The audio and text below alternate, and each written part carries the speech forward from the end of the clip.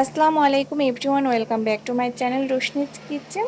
আমি আবারও হাজির হয়ে গিয়েছি নতুন একটি রেসিপি নিয়ে। আর আজ আমি বানিয়ে দেখাবো হাতে মাখা সরষে ইলিশ। অল্প উপকরণ দিয়ে, বাসাতে যদি সরষে থাকে তাহলে অল্প উপকরণ দিয়ে এই রেসিপিটা আপনারা বানাতে পারেন।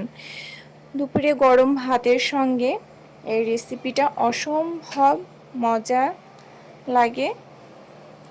আপনারা বাসাতে এটি একবার হলেও ট্রাই করে দেখবেন। প্রথমে আমি এখানে একটি বাটি নিয়ে নিয়েছি 1 কেজি ওজনের ইলিশ। 1 কেজি ওজনের বড় একটি ইলিশ নিয়ে নিয়েছি। আর আমি ইলিশটার মাথা লেজ সবগুলো নিয়ে নিচ্ছি। আর নিয়ে নিচ্ছি একটা বড় ডিম।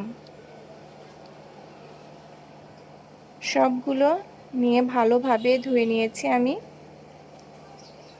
এবার আমি এর মধ্যে দিয়ে দেব 1 চামচ মতো জিরা পেস্ট, 1 চামচ মতো সরষে পেস্ট, 1 চামচ পেঁয়াজ রসুনের পেস্ট, আর কাঁচামরিচ দিয়ে দিচ্ছি আমি 7-8টা মতো, আর পেঁয়াজ কুচি হাফ কাপ মতো।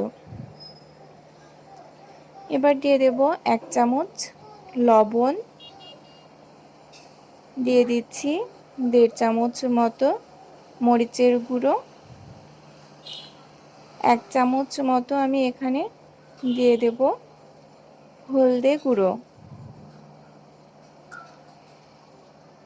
1 চামচ হলদে গুঁড়ো দিয়ে এর মধ্যে আমি দিয়ে দেব কাঁচা জিরে, 1 চামচ মতো কাঁচা জিরে, দিয়ে দিচ্ছি ধনিয়া গুঁড়ো 1 চামচ, আর জিরের গুঁড়ো 1 চামচ মতো, তেল দিয়ে দেব আমি এখানে হাফ কাপ মতো। এবার সব উপকরণগুলো একসঙ্গে আমি মিক্সড করে নেব হাত দিয়ে। ভালোভাবে এবার মিক্সড করে নেব, সব উপকরণগুলো যেন একসঙ্গে মিশে যায়। এবার আমি গ্যাসটা অন করে দিয়েছি, প্যানটা বসিয়ে দিয়েছি, দিয়ে দিচ্ছি এবার মাখানো সেই ইলিশ। ভালোভাবে নেড়েচেড়ে আমি এর মধ্যে দিয়ে দেব 1.5 কাপ মতো পানি। ব্যাস, এবার ঢাকনাটা দিয়ে দেব। 15 মিনিট পর ফিরে এসেছি, আমি ঢাকনাটা তুলে নিয়েছি।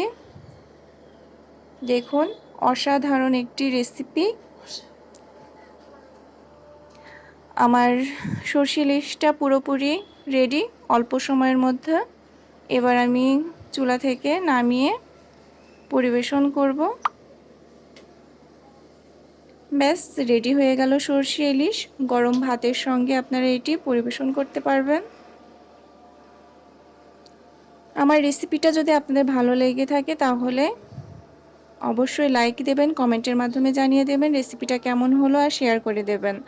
আর সাবস্ক্রাইব করবেন। যারা আমার চ্যানেলটিতে সাবস্ক্রাইব করেন না তাদেরকে বলবো সাবস্ক্রাইব করে দিন। যারা আমার চ্যানেলটি সাবস্ক্রাইব করেছেন তাদেরকে অসংখ্য ধন্যবাদ।